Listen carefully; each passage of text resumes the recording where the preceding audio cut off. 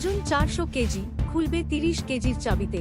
বিশ্বের সবচেয়ে বড় তালা পৌঁছল অযোধ্যায়। রাম মন্দিরের কোথায় লাগানো হবে অতিকায় তালা?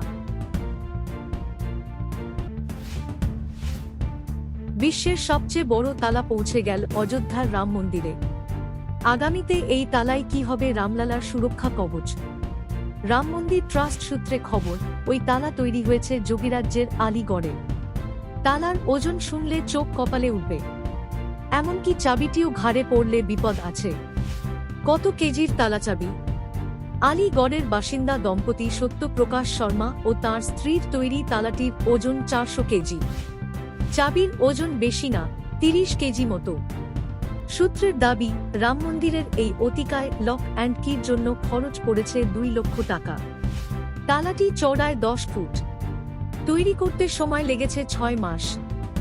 সত্যপ্রকাশের দাবি, এই তালায় মরচে ধরবে না, সেই কারণেই থাকবে ইস্পাতের আবরণ থাকবে।